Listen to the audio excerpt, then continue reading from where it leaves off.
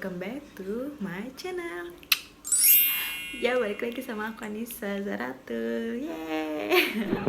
Jadi kali ini aku mau bagi pengalaman aku, sharing-sharing ke kalian, cerita pengalaman aku hamil dan melahirkan di negara orang, ya di Turki. Ini gimana sih kayak gitu pengalaman aku kemarin. So, dengerin terus ya. Semoga menjadi informasi dan menghibur. Nah, kira-kira aku itu tahu kabar aku hamil itu pertengahan Juni kira-kira. Ya, bulan depan lah ya. Sekarang udah Mei. Ya, kira-kira pertengahan Juni aku tahu kabar aku hamil. Terus ya udah, selama masa kehamilan alhamdulillah aku terhitung yang hamil enak, hamil kebo. Aku nggak ngerasain mual atau apapun, ngerasain sedikit kayak mah kambuh mual gitu sebelum hamil, malah sebelum tahu telat gitu aku ngerasain kayak aku kayak mah gitu. Ya aku pikir aku mah gitu kan, bukan hamil gitu. Jadi ya udah gitu, paling aku ngerasainnya sedikit kayak orang mual gitu di awal kehamilan sebelum tahu aku hamil gitu kan. Terus setelah itu aku coba tes pack karena aku ngerasa kayaknya mungkin hamil kali ya, atau aku belum pernah nyobain tes pack sama sekali.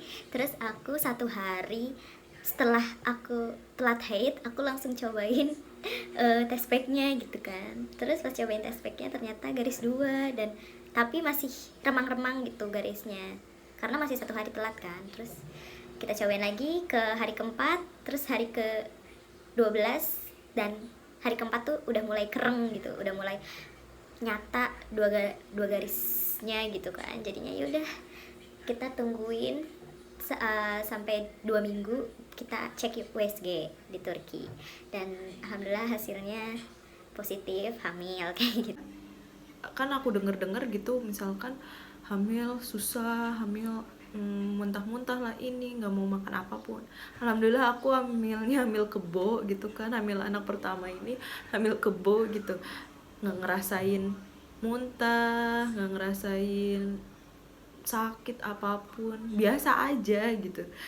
Dan makan pun ya udah apa aja bisa makan gitu, kayak aneh ya gitu, tapi nikmatin aja gitu. Alhamdulillah hamilnya nggak susah gitu. Di negara orang lagi kan, kalau aku misalkan aku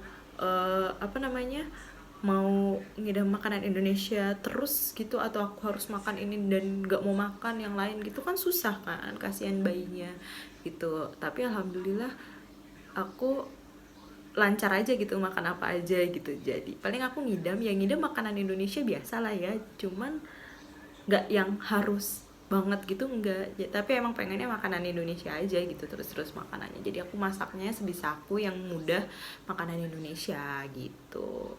Alhamdulillah. Jadi gimana ya, jadi nggak susah gitu. Alhamdulillah juga ya, kehamilan 9 mingguan gitu kan.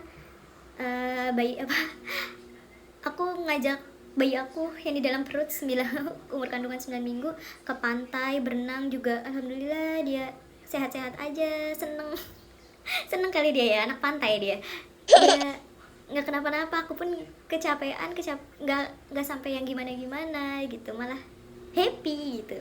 Diajak ke pantai berenang dari umur 9 minggu, dia udah diajak berenang ke pantai. Dia anak pantai nih si Mikaela. Sejak dini gitu. Terus apa ya, terus juga aku baru ngerasain kayak sesuatu yang nggak bisa aku cium itu di umur kehamilan 10 mingguan ke atas.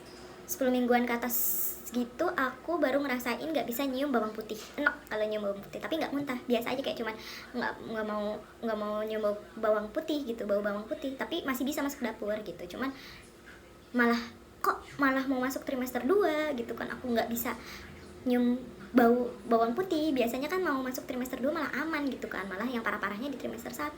Cuman aku malah trimester 1 aman banget, nggak ngerasain apa-apa, enak gitu.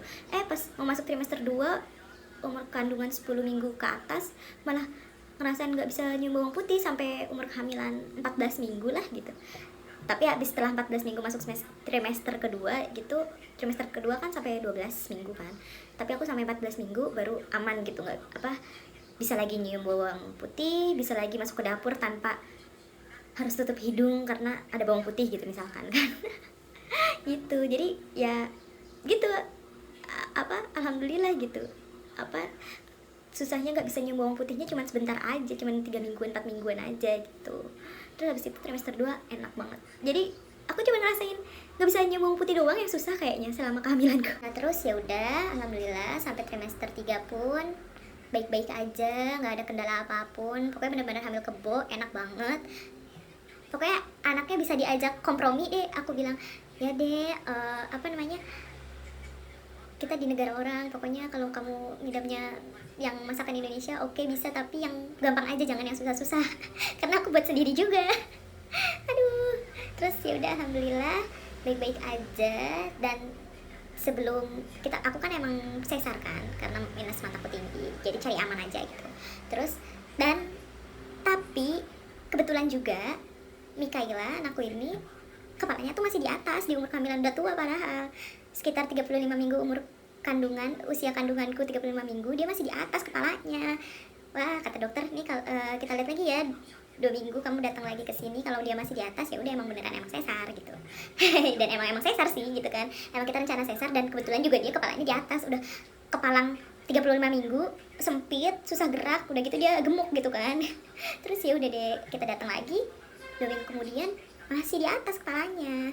Jadi ya udah sesar aja, emang dia PW, udah susah gerak, udah gemuk gitu kan, karena emang beratnya lumayan dia gitu, udah susah muternya dia buat ke bawah turun ke panggul, jadinya emang dinyatakan emang sesar, emang sesuai rencana ya, berarti sesar gitu. Nah terus udah tahu emang ya udah sesar gitu, terus dokter bilang ya hari Kamis ya, Kamis depan jadwalin operasinya. Jadi umur kehamilan 38 minggu 5 hari, ya 39 minggu lah ya, kamu nanti hari Kamis ya lahiran gitu, sesar gitu. Ke bahasa Turki, gue kagak ngerti tuh kan. Udah gitu. Nah sebelum itu kan mama juga udah bilangin kan, kamu siap-siap gitu, apa aja bajunya yang dibawa selama 3 hari nanti di rumah sakit, karena di Indonesia 3 hari kan kalau lahiran gitu. Terus aku udah mau siap-siapin packing banyak-banyak gitu kan, istilahnya 3 hari ya, kebutuhan pas 3 hari gitu lah apa aja. Tapi kata suami aku, kamu ngapain bawa banyak-banyak kalau cuman semalam aja kok gitu. Hah semalam? Terus mamaku juga kaget kan, hah semalam gitu, kan operasi sesar, sakit, susah gitu, istilahnya lama biasanya di Indonesia gitu kan, kira-kira 3 harian gitu. Terus katanya Mehmet, enggak, kalau di Turki cuman 2 hari 1 malam aja terus pulang gitu. Loh ternyata bener dong. Ternyata bener. Yaudah oke, aku siapin untuk ya jaga-jaga lah ya, aku siapin buat 2 hari ya lah ya. Nah udah tahu jadwal operasinya kan, terus aku hari Seninnya itu ambil tes COVID gitu kan, dicek darahnya semuanya oke, bagus, hasilnya udah keluar negatif juga gitu kan, COVID-nya semuanya bagus. Terus ya udah hari Kamis, jadi aku udah disuruh dokter itu Rabunya aku masih di rumah. Jadi kan aku Kamisnya lahiran, Rabunya aku masih di rumah. Rabunya itu aku udah disuruh puasa sama dokter malam, dari jam 12 malam sampai besokan paginya Kamis operasi gitu kan. Sampai operasi tuh aku udah harus puasa dari jam 12 malam gitu, di hari sebelumnya gitu. Terus ya udah aku di rumah, aku udah puasa dari jam 12 malam. Terus paginya jam 7 aku ke rumah sakit. Terus aku dijadwalin operasi jam 8-an kayaknya. Terus ya udah deh, aku jam 7 udah di rumah sakit, udah masuk kamar, udah beres-beres semuanya. Terus ya udah apa namanya, aku tuh puasa gitu kan, masih puasa sampai nanti selesai operasi juga masih puasa gitu kan. Haus banget, parah sih, kayak aduh ya Allah, oke sabar gitu kan. Terus ya udah deh, apa namanya, akhirnya aku operasi gitu kan. Pas operasi ya kan, dalam ruangan operasi ya, namanya juga di rumah sakit Turki gitu kan, istilahnya di sini mayoritas ya pakai bahasa Turki semua, jarang ada yang bisa bahasa Inggris gitu kan. Dalam ruang operasi ini aku namanya disuntik punggungku buat anestesi kan, buat obat biusnya disuntik di belakang punggung aku. Itu sakit banget di punggung. Jadi buat orang-orang yang bilang lahiran sesar nggak sakit, sakit saya. Terus disuntik di belakang punggung, ting, aduh rasanya mantul di tulangnya gitu kan, gitu. Terus ya udah, aku kan di ruang operasi orang Indonesia sendiri, yang lainnya staff-staffnya orang Turki, dokternya orang Turki semua kan. Jadinya aduh, aku ngomong apa, suami aku nggak boleh masuk juga kan karena pandemi. Terus ya udah, aku di ruang operasi sendiri doang, yang orang asingnya gitu kan. Terus aku mulai operasi gitu kan, ya udah dibuka gitu kan bawahnya semuanya. Aku ngerasa aku nggak bisa nafas, kayak mau ngambil nafas tuh susah gitu loh, kayak nggak bisa ngatur nafasku tuh kayak gitu. Terus aku bilang pakai bahasa isyarat aja kan, apa, I can breathe gitu, aku gitu kan, aku nggak bisa nafas gitu. Terus tapi nggak ada yang terus akhirnya sampai mereka masangin aku tabung oksigen sebentar, aku baru bisa nafas lagi. Terus udah kan, tabung oksigennya dicopot lagi, aku udah bisa nafas lagi, maksudnya udah teratur gitu, atur nafasnya. Terus di tengah-tengah operasi aku tuh haus banget haus banget.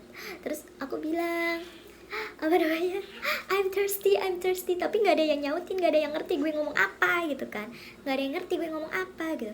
I'm thirsty kataku gitu. Terus apa, I need water kataku gitu, I need water gitu. Terus tapi nggak ada yang nyautin aku, nggak ada yang ngerti. Yang bisa bahasa Inggris dikit-dikit kayaknya dokternya doang gitu, cuman kan dokternya juga sibuk dengan mengeluarkan bayi gitu kan, mau mengeluarkan bayi. Aku yang staff tapi nggak ada yang nyautin aku, aduh metong lah aku ini.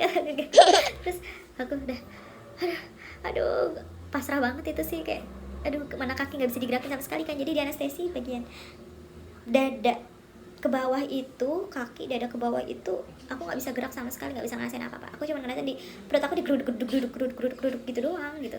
Terus tapi aku tuh merasa kaki aku tuh pegel banget gitu, aku tuh pengen ngubah posisi, pengen cari posisi enak gitu lah istilahnya, tapi nggak bisa karena dibius semua. Terus ya udah kayak pasrah, ya Allah punggungku sakit, pegel banget, tapi nggak bisa gerak sama sekali. Oh my god gitu. Aduh pokoknya itu pasrah, sabar, atur nafas, positif thinking gitu kan. Terus dan mulailah Mikaela nangis, anakku udah pas keluar nangis, aku langsung kejar, langsung terharu banget gitu, langsung kayak gak nyangka, anakku lahir, suara anakku gitu kan. Netes lahir, apa, netes nangis gitu, gak kayak udah sesegukan, anakku udah lahir gitu, kayak bahagia gitu, seneng, tapi apa, terharu gitu loh, kayak oh my god anakku alhamdulillah gitu kan gitu. Terus ya udah kayak diliatin gitu kan, dipegang ini anaknya gitu. Terus kita sempat foto juga karena aku emang pengen foto sama anakku pas di ruang operasi gitu kan, difotoin sama pakai HP-nya dokter gitu. Jadi nanti fotonya dikirimin sama dokternya ke aku gitu. Terus kayak oh my god seneng banget. Terus aku nangis banget, pokoknya kejer apa terharu banget gitu pas anakku keluar gitu, denger tangisannya, ya Allah bener-bener merinding banget gitu, kayak seneng banget ya, nggak bisa diucapin dengan kata-kata gue gitu rasanya. Terus udah kira udah selesai, alhamdulillah, jeng jeng. Rasa sakit tuh tidak hanya di ruang operasi saja guys. Terus akhirnya anak aku duluan kan yang diantarin ke bapaknya dan keluarga Turki di sini gitu kan, diantarin duluan, dan aku masih di ruang operasi. Anakku udah naik ke atas, udah ketemu sama babanya, udah sama ketemu baba neneknya, kakek neneknya semuanya di kamar. Terus ya udah deh, aku baru nyusul naik ke atas setelah semuanya udah selesai kan, semua udah beres apa operasinya semuanya, aku baru naik ke atas. Ya udah pas naik ke atas, ya udah itu kira-kira jam berapa jam ya, sejaman kayaknya deh operasi itu gitu. Terus itu aku udah naik ke atas, aku belum boleh makan, belum boleh minum, nanti makan minumnya kalau udah jam 1. Dan itu masih jam 10-an ya Allah, kayak lama banget cuy nungguinnya. Gue udah aus, udah lapar, tapi harus nungguin sampai jam 1 untuk makan dan minum. Oke, gak apa-apa, demi kesehatan, demi baby aku gitu kan. Dan terus diajarin lah aku nyusuin bayi gimana, alhamdulillah asinya langsung keluar gitu kan. Dan Mikaela juga langsung bisa nyusu gitu, langsung bisa nyusu gitu, ngerti gitu harus mimi gimana. Nah setelah itu ya udah aku nungguin aja kan sampai jam 1 gitu, mau makan mau minum gitu. Aku lapar banget, aku haus sih, yang paling ini tuh haus gitu, karena dari di ruang operasi aku tuh haus banget gitu, karena udah puasa dari semalam gitu kan. Aduh kata aku gitu. sabar nungguin, terus susternya datang. Itu aku masih dibius ya, masih anestesiku masih ada, jadi masih ini nggak bisa gerak kakiku, aku nggak bisa gerak sama sekali. Jadi ya udah, bayiku kalau pas lagi nyusun ke aku, kalau enggak ya udah aku rebahan aja gitu di kasur gitu kan. Terus ya udah deh, bahan aja udah di kasur gitu kan. Terus kata susternya bilang, nanti kamu latihan ya gitu, latihan jalan ya nanti sore ke kamar mandi sendiri. My god, ini aja sakit banget. Udah mulai hilang anestesinya kan, baru kerasa tuh jahitannya, istilahnya baru kerasa tuh sakitnya gitu kan. Oh my god gitu. Habis perutku habis dikudek-kudek gitu kan. Terus ada di hari itu juga gitu, paginya operasi, sorenya suruh belajar jalan. Gila nggak tuh? Kalau di Indonesia biasanya seminggu baru bisa jalan. Aduh. Terus disuruh latihan jalan tuh sorenya ya kan, disuruh latihan sorenya jalan. Aku dibopong sama suamiku sama mertuaku gitu kan. Ya Allah, itu dari jalan dari kasur mau ke sofa di sampingnya itu sakit banget. Aku sampai nggak bisa kataku gitu, sakit nggak bisa gitu, bisa. Terus aku jalannya udah kayak aduh, udah kayak tergopoh-gopoh deh gitu. Terus akhirnya bisa, terus sakit banget. Terus aku duduk, itu anestesinya udah hilang bener-bener. Paginya coba bayangin, paginya operasi, sorenya udah suruh jalan, belajar jalan. Oh my god gitu. Gak bisa dibayangin, jangan dibayangin. Udah, terus katanya malamnya nanti kamu belajar jalan lagi ya di koridor gitu, atau enggak ya udah kamu belajar lagi gitu jalan. Karena ya udah besokannya udah pulang gitu. Jadi kayak cuma 2 hari 1 malam, bener-bener 2 hari 1 malam, bener-bener. Terus ya udah kan, malamnya aku, karena pandemi kan, yang bisa nungguin di rumah sakit cuma 1 orang aja, jadi suami aku. Jadi yang, karena aku masih gak bisa bergerak banyak, ya udah jadi suami aku yang jagain anakku di samping gitu kan. Yang gantiin popok pertama kali suami aku, bukan aku. Karena aku masih bisanya rebahan, belum bisa kemana-mana, gerak pun sakit gitu kan. Jadi ya udah gitu.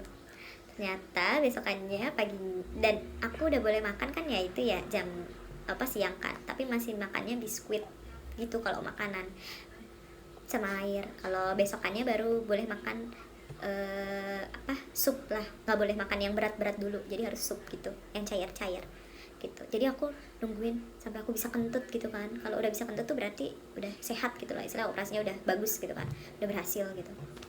Belum kentut gitu, tapi alhamdulillah pas mau pulang kentut. Jadinya ya udah, it's okay gitu, pulang juga nggak apa-apa gitu. Terus udah tuh besokannya dijemput sama kakek neneknya Mika, pulang kan. Pas pulang, ya ampun, benar-benar udah jalan aku, seriusan jalan ke parkiran mobil, cuman di ini sama suamiku, dipegangin suamiku gitu kan, jalan sedikit pelan-pelan gitu. Gila, kayak oh my god, ini mah orang di Indonesia masih rebahan ini di rumah sakit gitu kan, seminggu baru bisa jalan, di rumah sakit 3 harian, ini aku udah pulang gitu. Super sekali emang di rumah sakit Turki tuh, emang disuruhnya cepet gitu ya. Kamu langsung belajar jalan gini biar cepet sembuh gitu, kayak langsung disuruh gitu. Kalau di sini hebat dan rada gitu. Terus ya udah, alhamdulillah ya gitu deh cerita di rumah sakit Turki gitu kan. Alhamdulillah gitu kan, anak sehat, lahirnya bagus, lahir 3,6 kilo ya kan. Makanya dia udah di umur kandungan udah 35 minggu dia udah nggak bisa muter lagi, dia udah keberatan, udah udah susah gitu, udah besar, udah sempit di dalam perut. Makanya ya udah dia sungsang kan, kepalanya di atas, dan emang rencananya sesar, ya udah pas kebetulan sesar jadinya kira gitu.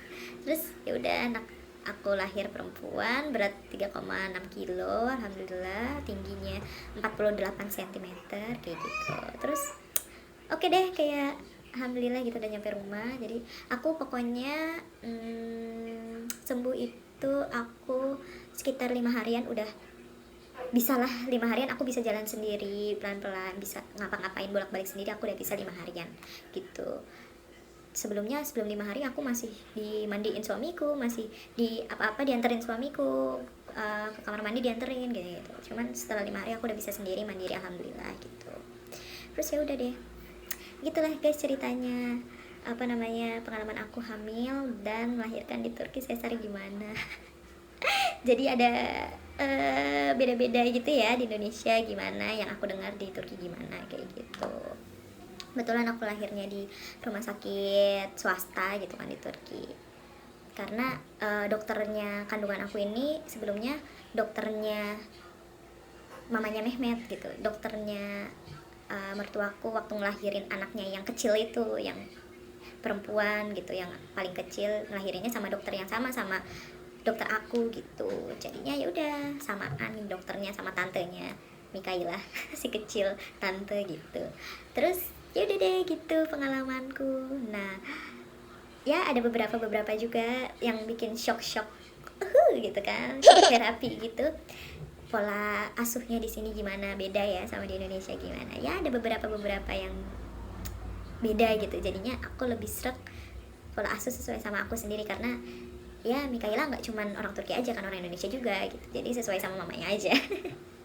Gitu ya. Kalau yang masih di luar istilahnya masih ke budaya Turki yang masih luar di fisik di luar gitu, selama nggak masuk ke mulutnya Mika it's okay buat aku. Cuman kalau misalkan masuk ke mulut Mika aku nggak mau gitu.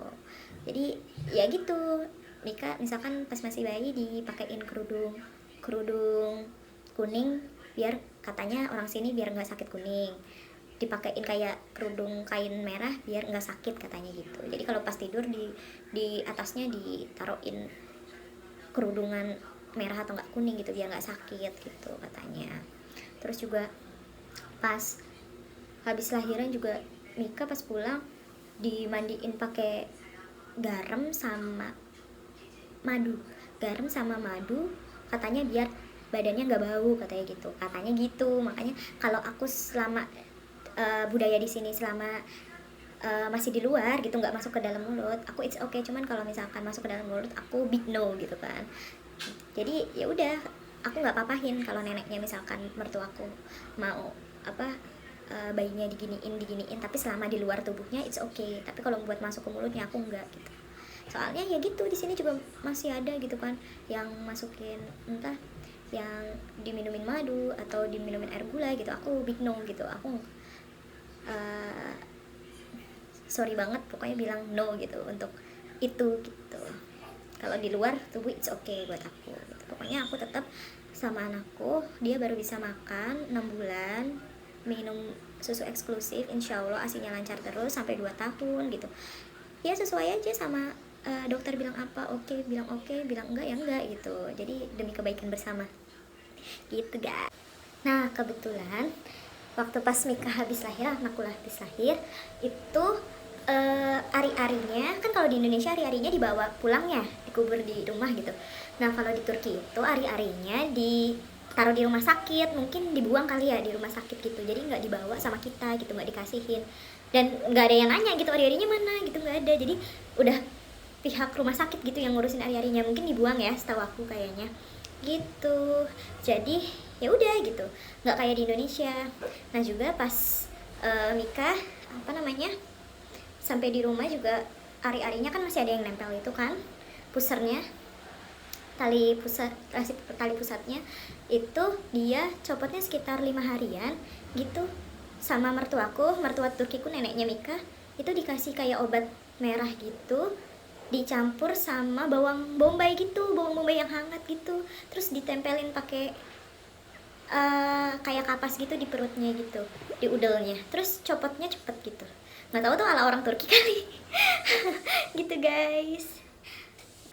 Aku juga udah berpikir hamil ini nggak ada stretch mark, karena dari awal aku hamil sampai umur 8 bulanan gitu lebih nggak ada stretch mark.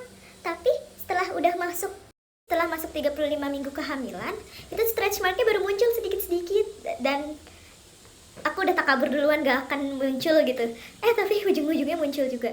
Dan lebih parahnya pas aku habis selesai melahirkan, itu malah banyak pas habis selesai melahirkan di perut gitu guys. Padahal aku udah berpikir gak bakal muncul gitu stretch mark, karena nggak ada sampai umur kandunganku 35 mingguan gitu. Udah melahirkan baru muncul, dan sesudahnya malah muncul gitu guys. Dan itu aku pakai bio oil, itu ngaruh banget sih. Dari awal aku kehamilan, aku tahu hamil aku pakai bio oil di perut semuanya, sampai itu ngaruh banget sih, itu bagus menurut aku.